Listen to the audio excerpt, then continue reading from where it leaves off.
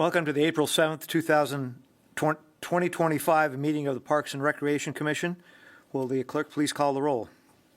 Nick Alexander. Here. Olive Bailey. Here. Jason Blessinger. Here. Renee Borowiak. Here. Kevin Hernandez. Here. Sandra Pollock-Cushing. Here. Regine Suchek. Here. And Jeff Short is absent tonight. Thank you. Will Commissioner Bailey please lead us in the Pledge of Allegiance? Please stand. Salute, pledge. I pledge allegiance to the flag of the United States of America and to the republic for which it stands, one nation, under God, indivisible, with liberty and justice for all. Thank you, Commissioner Bailey. At this time, we have public comments. I will ask the clerk to read the procedures for addressing the Parks and Recreation Commission publicly at this time. Citizens addressing the commission during public comment are asked to approach the podium and are limited to 3 minutes unless extended by the chair. It must be regarding items not listed on the agenda and are within the city jurisdiction. The Brown Act does not permit any action or discussion on items not listed on the agenda. No action will be taken on items addressed under public comment. Thank you. At this time, I will now open public comments. If anybody in the public would like to address the Parks and Recreation Commission, now is the time to do it. Seeing no public comments and hearing no public comments, I will close public comment. And at this time, we want to approve the minutes. Is there a motion for? Make a motion to approve the minutes. I'll second. Second. All in favor? Aye. Any opposed? Okay, thank you. All right, next on the agenda is item 6.1, and that is FD 50, the Neighborhood Park Master Plan. Staff. All right, good evening. I'm Tara G., your Park Planning and Development Manager. It's a pleasure to be here tonight to discuss FD 51 Neighborhood Park Master Plan. This park is a 1.7 acre site located in Sierra Vista. The roads surrounding the park are Mercury Lane, Starfield Drive, Nova Place, and Supernova Lane. The construction budget, after considering soft costs such as permitting, architectural inspection, and more, is about $575,000. The public outreach included a virtual workshop, which was held in September 2024, where 18 residents attended. A second workshop was held in person and was offered in October of 2024. There was a minimal amount of participation in the in-person workshop, and to ensure that we sought as much feedback as possible, we issued a 1-week write-in period just on the sketch you see on this slide. The invite was to those who previously signed up for the first workshop or signed in on a park interest list. The sketch was then refined, and a 2-week write-in period opened in early March 2025 and closed in mid-2025. To note, the extra week that we provided, no one wrote in. As construction budgets are tight, we are approaching the master plan design differently than we have in the past. The designs identify additional amenities with the notation, should budget allow. The project would then be bid with these options as a menu style so that we can see what the competitive bid costs are for each of these added features and how each of these would fit in with the budget or not. You will see master plans going forward with park features identified as budget allows. The proposed master plan for this site includes open grass areas, a looped walkway, a covered children's play area and a picnic area, a half court for basketball and landscape areas along the perimeter with planting pockets. Development of the entire park exceeds the established budget. Therefore, to be transparent, this was shared with the residents. We identified park features that could be included as base features and other features that would be add-ons. again, should budget allow. For FD50 master plan, the grass area between the playground and half court for basketball are to be bid in that menu style approach, with walkways, the grass area to the north, the children's play and picnic areas to be bid as base park features. During the write-in period, residents were asked not only about their support for the master plan, but also if it were to be only one of the alternates that fit into the budget, which one would they choose? 7 people responded, all supporting the plan, and of the 7, 4 expressed interest in more grass to be prioritized over the basketball court. In total, 4 out of 7, there was not really an overwhelming one way or the other. As such, once the bids are received, we'll make a determination on what best fits the available budget. If approved tonight, our next steps will be to seek approval, formal approval of the City Council pending environmental clearance. And upon that approval, we will begin the construction document preparation for this park. Our target is to start construction in the spring of 2026. The action being sought, therefore, is to approve the FD50 Neighborhood Park Master Plan and forward it to the City Council for formal approval pending environmental clearance. This concludes my presentation, and I stand ready to answer any questions you may have. Tara, at this time, I'd like to open it up to the commissioners to see if they have any questions for staff or comments. Okay, any comments from the commission? Just one, I'm sorry if I missed it. If they, the bids come in and you're not able to do the alternates right off the bat, would there be option to expand and do those later as funds might build up into the account?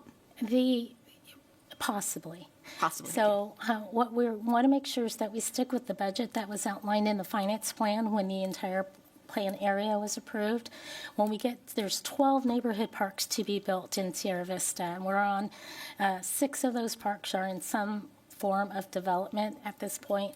So when we get to the 12th park, we will measure the fund balance, and certainly if there are funds available, we will go back to each of the parks and hopefully be able to add additional amenities. Gotcha. Right. Any more questions from the commission? Hearing none, at this time, I'd like to open it up to the public to see if anybody in the public would like to comment on Park Site 50. Seeing nobody wants to address Park Site 50, I'm going to close public comment at this time and bring it back to the commission for any final questions. If there are no final questions, I'll entertain a motion to approve Park Site FD50. So moved. Second. Second. All in favor? Aye. Any opposed? Thank you. All right, next item on the agenda is 6.2. It's another park master plan for JM 52, and this is in the Sierra Vista area as well, right? Yes, it is. Okay. So, me again. This is a 1.5 acre site, also located in Sierra Vista. The roads surrounding the park are Misty Ridge Drive, Bright Star Road, west of Upland Drive. The park is located adjacent to an open space area. The budget for this park is very tight. It is $350,000 when you consider soft costs. The public outreach included a virtual workshop also held in September, where 23 residents attended. A second workshop was held in person in November of 2024, where 15 residents attended. The sketch was refined based on that feedback received at that second workshop, and a 2-week write-in period opened early March 2025 and closed mid-March. As I mentioned earlier, construction budgets are tight, and we are approaching the master plan design differently with that menu style approach.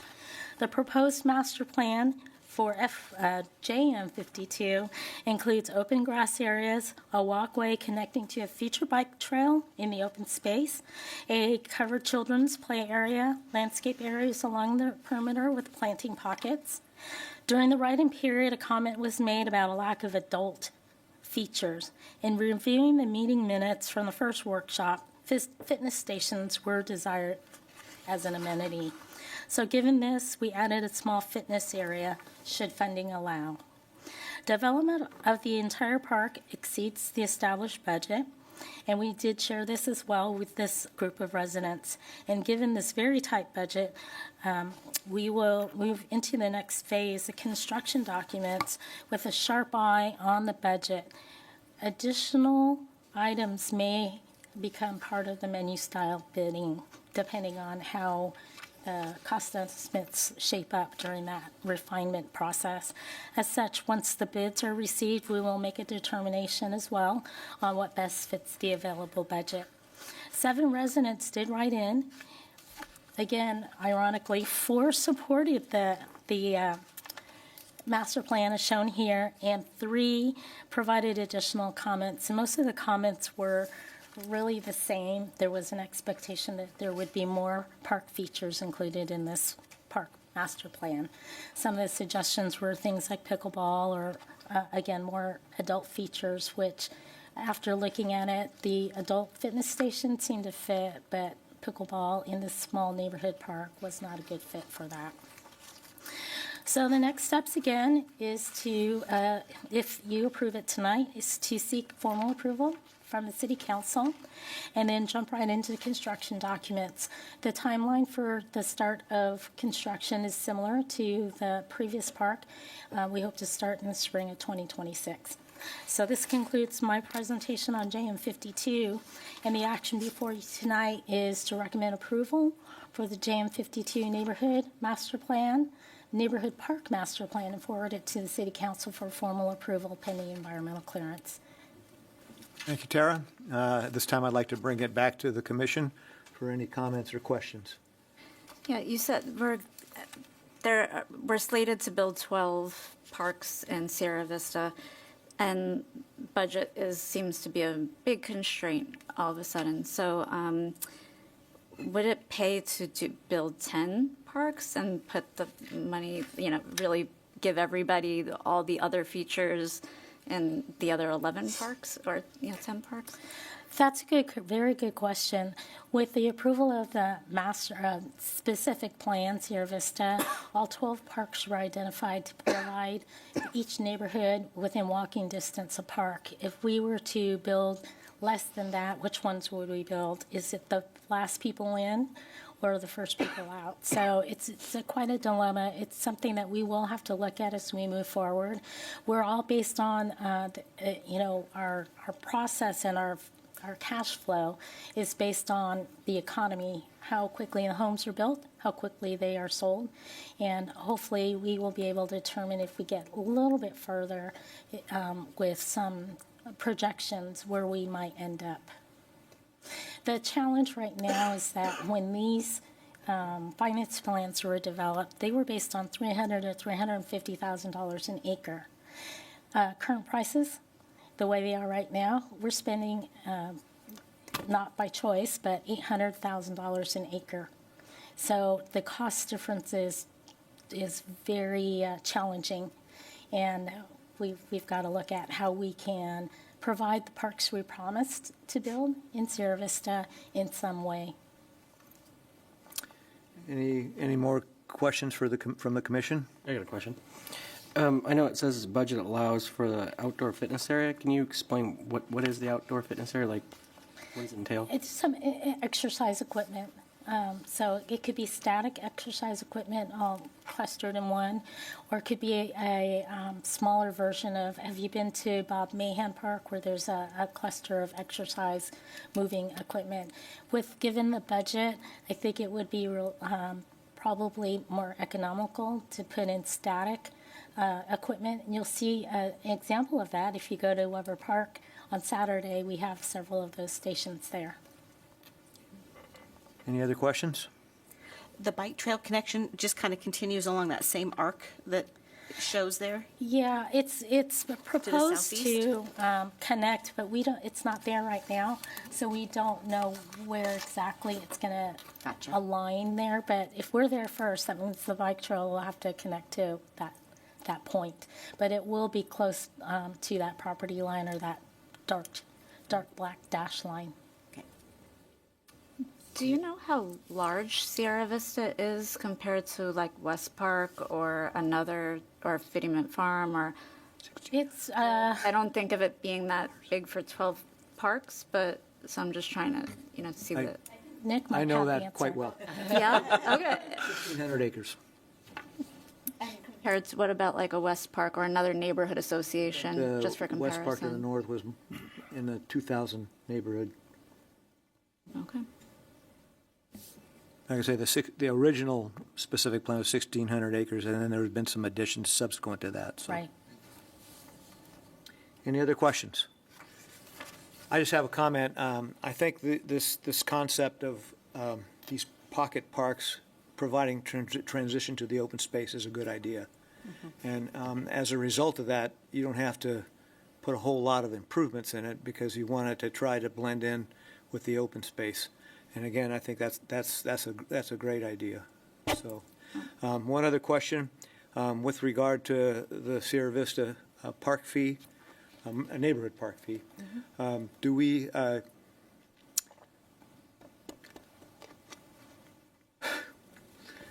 Oh boy.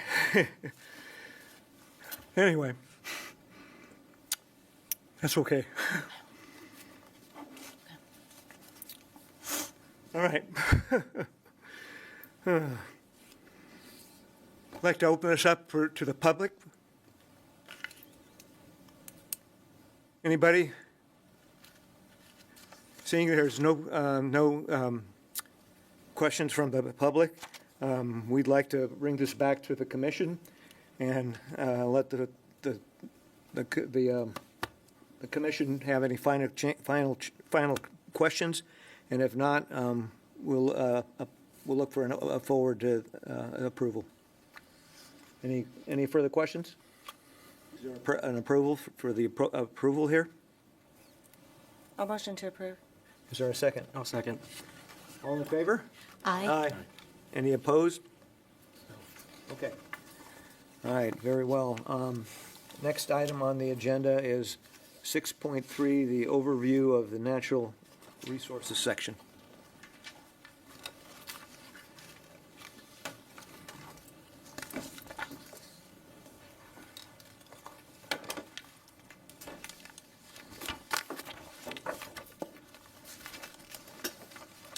Good evening, Chair Alexander, Parks Commissioners. My name is Michael Neumann, and I'm your urban forester. And today, our natural resource specialist, Colleen Rhodes, and I will provide you an overview of the program managed by the Natural Resources section.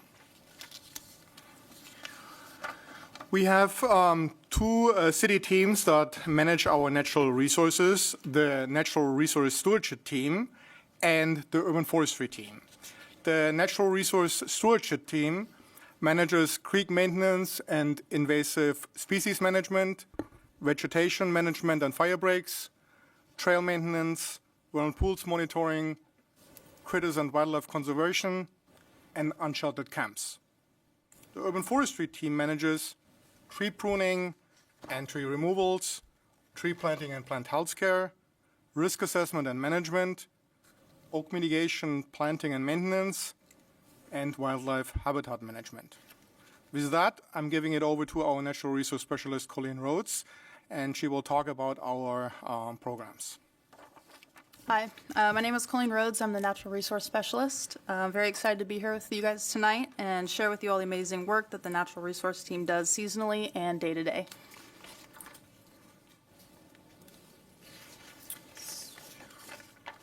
So for creek maintenance, the city overlooks about 78 miles of creeks. When we start to get into the work of doing that, our first step is to go out to the creeks and walk along the creek bank. When we're doing that, we have an iPad out there with the help of our GIS team. We're able to, on-site, enter in data like the invasives that are growing by the creeks, any kind of down trees, debris, any beaver dams. So on-site, they're able to take a picture of it, put a little detailed blurb, if you will, about it, so then we can revisit it and determine what's a priority for us to attack for that season. Before we begin the routine maintenance, we need to submit a VRF form, so that's with the Fish and Wildlife. And some of the questions they ask on that is what creek segment are we working on, about how long we think it's going to take, what kind of equipment we're going to use, just little details like that. So we're continuously sending in VRF forms to make sure we can properly enter into those creeks. They just want to know what we're doing in there. And that happens between May and October is the time we're allowed to get in those creeks. So that is an overlook map of our creeks. You can see highlighted in blue. So that's that 78 miles I was talking about. This is a more zoomed in example of the data that we collect when we're in the field. So like I was saying, we're able to input on site these invasive species that are growing, any debris in the creeks. That's where that little pink highlighted spots are. So when we are looking through our assessments, we're able to click on those pink little shapes, highlighted areas, and it'll have the picture, it'll have details, so we can then prioritize what we want to start. So vegetation management and fire breaks, we have about 42,000 acres of open space that needs to be maintained. So in collaboration with the fire department, we prioritize fire safety by implementing fire breaks and abating the dry vegetation. This essential task is carried out through in-house efforts, contracted services, and notably our eco-friendly partners, the goats. These goats play a crucial role in reducing dry vegetation and can effectively combat the spread of invasive species when employed strategically. Our commitment to maintaining these landscapes not only enhances fire safety, but also promotes ecological health within the community. So again, these are some maps for an example. On the left, you're going to see all of our goat grazing and fire break areas. To the right is a more zoomed in version. So the green area is where our goats will be going through. And the red you see there is our 30-foot fire break behind people's homes, and that's usually contracted out.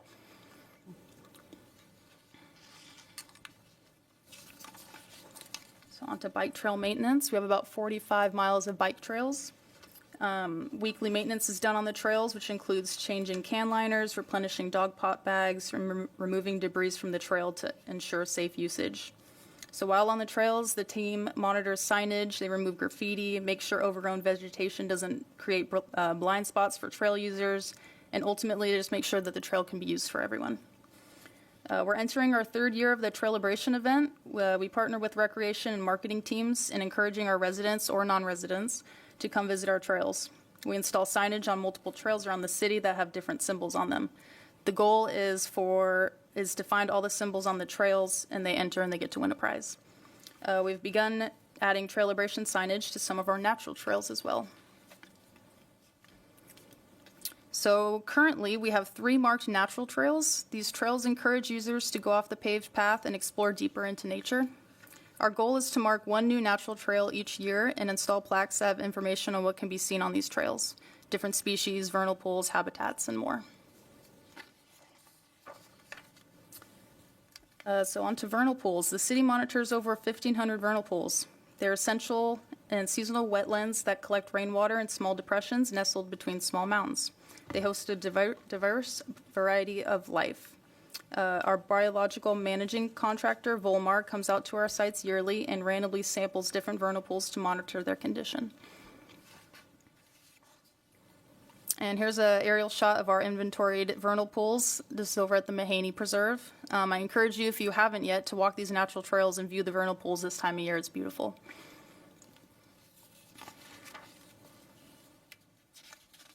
So our creeks and preserves are home to a variety of wildlife. You'll see on the screen here, I include a picture of western pond turtle that you'll find in our creeks. There's an image of the crew breaking down a beaver dam, a picture of an aggressive beaver chew, an owl in a tree cavity, and a western red-tailed hawk. It is also common to see families of deer, coyote, and various bird species. In our unsheltered camps. So we partner with the Roseville Police Department in addressing the unsheltered in Roseville. RPD locates camps throughout the city, offers assistance and aid, and gives them a 48-hour notice of eviction. After 48 hours, our team arrives on site and removes the leftover debris. The bottom right corner, you can see our GIS mapping system we use to update our logs of active and private property sites. We check this map weekly and address these areas every Thursday. The debris removed is around 3,000 pounds a week, or 6,000, excuse me.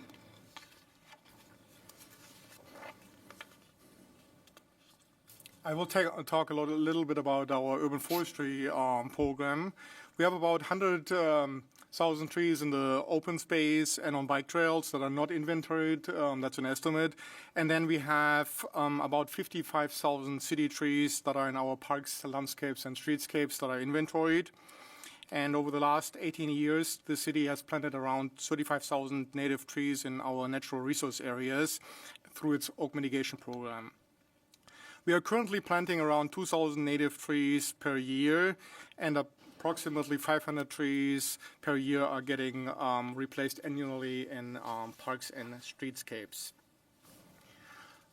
This aerial photo depicts our inventoried city trees, approximately 55,000 that I just mentioned. Everything is pretty much like digital based asset management.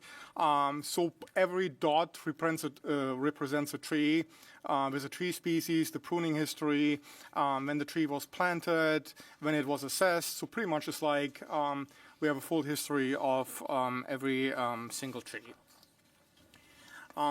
We also do a lot of like volunteer planting events. The Natural Resource section has partnered with the local nonprofit like the Roseville Urban Forestry Foundation for over 25 years.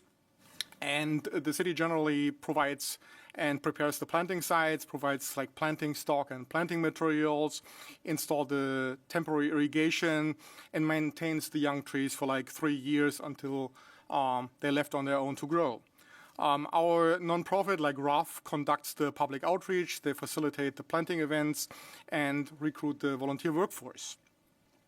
Natural resource staff is present to support the volunteer planting events, and this outstanding partnership has led to thousands of trees planted in our community and continuously enhances our urban forest. We also do the same with like volunteer mulching events. So after the pandemic, the city partnered with RUF, with like the Roseville Urban Forest Foundation, and their volunteers to spread mulch in parks and open space areas around the planted trees. In the last 2 years, like over like 2,000 cubic yards of recycled wood chips from tree trimmings were spread by volunteers, and the wood mulch provides tremendous benefits to the trees, such as nutrients, weed suppression, and soil moisture retention. In regard to tree maintenance, the city's urban forestry team and tree maintenance contractor prune approximately 7,000 trees per year in parks, streetscapes, landscapes, bike trails, open space, and our golf courses. The trees are on regular pruning cycles ranging from 5 to 10 years, depending on the amount of funding that the districts provide. Staff and contractors also perform plant health care for diseased trees. The Natural Resource section has 3 qualified tree risk assessors and certified arborists on staff, along with tree maintenance contractors who evaluate storm damaged trees and also address public safety concerns regarding city trees. Following the assessment, the assessors provide a mitigation plan, which may include monitoring, pruning, or removal of trees. Urban forestry staff also performs specialty pruning in natural resource areas. As shown here on the slide on the left-hand side in these 2 pictures, these trees that are either dead or severely declined have been transformed into wildlife habitat. Trunks, they provide shelter and beneficial habitat for our local wildlife and insect. Our skilled tree trimmers use a specialty pruning technique like coronet cuts to mimic natural branch failure and breakage and create nesting cavities much like Mother Nature would. So we are really also like trying to give trees when they're dead an afterlife so that they're beneficial for our local wildlife. This concludes our presentation, and we open it up now for questions for you. Thank you. At this time, I'd like to bring it back to the commission. Do the commissioners have any comments or questions of staff? All right, hearing none. At this time, I'd like to open this item to the public and see if there's anybody in the public that'd like to comment on this item. Hearing none, I'll now close public comment and bring it back to the commission for any final questions or comments. Just keep up the good work. Any further? All right, at this time, I'd like to entertain a motion to approve. There's no motion associated with this item. It's just thank you, just a presentation. Thank you. Thank you for that clarification. All right, at this time, the next item on the agenda is the board member commissioners. Any staff reports to make? I have a quick staff report. Okay. And I just want to start off by thanking Michael and Colleen. I'm just so proud when I hear of that work that we do. I've always felt like as a park and recreation agency, one of the most important functions we have is to be good stewards of the land that we're responsible for. And the work that you guys do is outstanding. So thank you very much for that. The one slide that you saw up there that showed the vernal pool information, that's an actual interpretive sign that you would see if you went out on those natural trails. So we're not only giving people the opportunity to get out in nature, we're teaching them about it as well. So thank you again for all that you do. My few announcements that I have tonight are just a lot of stuff going on. It's getting to be our very busy time of year.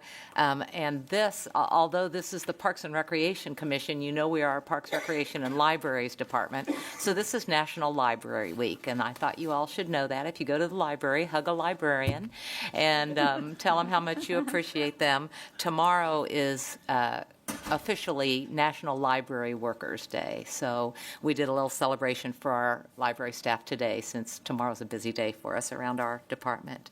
Saturday, I'm sure you all know, is a big day that we've been waiting for oh, did Tara leave? So I'll just tell you, a long time, like really over a decade with the improvements to Weber Park. And so we're going to have the rededication of Weber Park at 10 a.m. on Saturday. Hopefully you will all be there. We'll have some guests as well with Invest Health, who is very involved in the renovations, Kaiser Foundation, the Sacramento Kings Foundation. And so that will be at 10 a.m. And then the Kings are having a junior basketball clinic at 2 p.m. on that day, too, because we do have a new Kings basketball court at Weber Park. So hopefully we'll see you there. Saturday night at the museum, if you are available, there is an opening reception for a very lovely exhibit that we have going on there called Momum Wene. And that's from 5 to 7 p.m. It's free at the museum on Saturday night. And I know there's a lot of Easter celebrations on Saturday, too. Sandra can tell you all about those because she's going to all of them with her kids, right? Yep. Yes, I am. But Saturday, this Everyone. weekend, is a very busy weekend. And then next week on Wednesday, we start our Wind Down Wednesday series in the square for 6 weeks. So if you've not been to Wind Down Wednesday, that's always fun. And then the second week of Wind Down Wednesday, which is April 23rd, is our Dinner on the Bridge. This will be the third annual event for that, and it's sold out, as it always is. But that will be excellent. The very end of this month, April 27th through 29th, our accreditation team is coming in town. I told you a couple months ago about accreditation. So we have 3 visitors coming from all across the United States to look at what we do, and they'll be here for a little over 2 days. And so that's the end of this month, so we'll be able to report on that to you at our next meeting.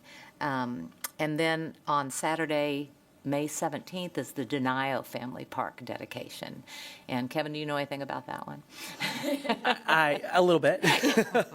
So we're excited to have the Denio family there and some representatives. That's going to be a wonderful celebration as well. That disc golf course is crazy popular at the Denio Family Park. So a lot of great things happening in our department, and it's our busy season. So, Thank you, Jill. yeah.